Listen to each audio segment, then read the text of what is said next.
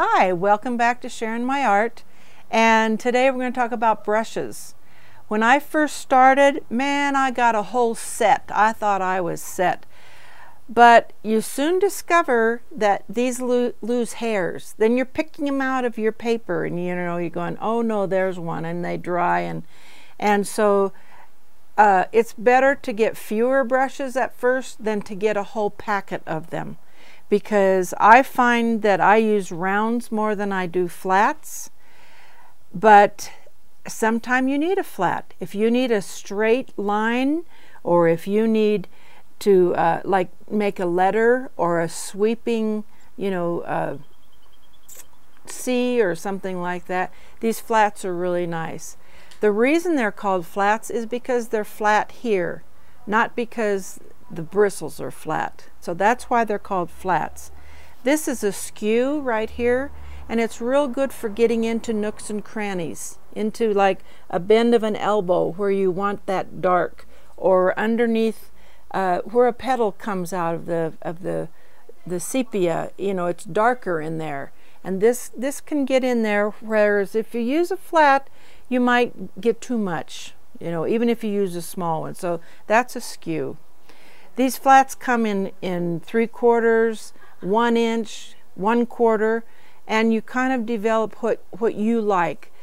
But the bigger the brush you use, the better it is, because you're not going to have little streaks, and streaks are hard to get rid of in watercolor. So you just need maybe a couple of flats to start out with. Then you need some rounds. Round again, because this part is round right here. This was one of my cheaper brushes, one of the ones I like the best. It's a number 8 Lowell Cornell, and it's a synthetic. When people first started watercolor painting, they all used squirrel or some hair brush that was very expensive. A brush like this might be $250. This one wasn't.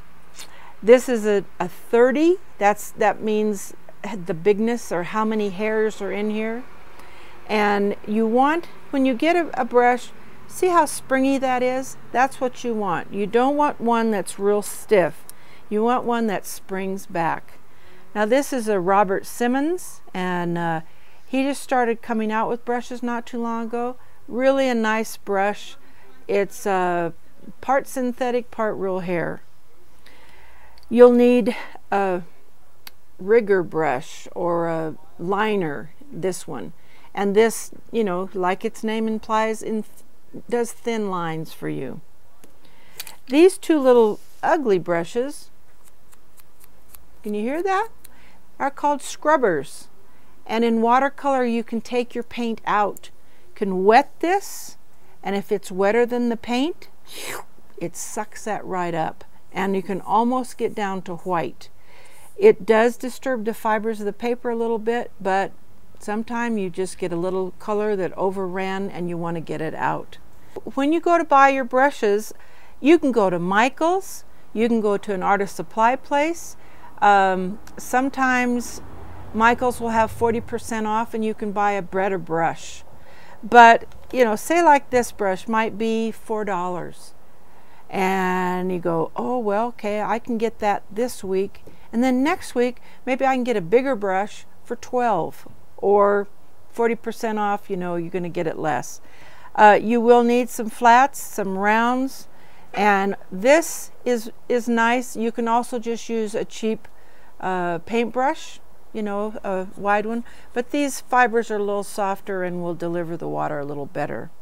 So I'm hoping you enjoyed it. Look forward to paints next, and paper. See you later. Bye.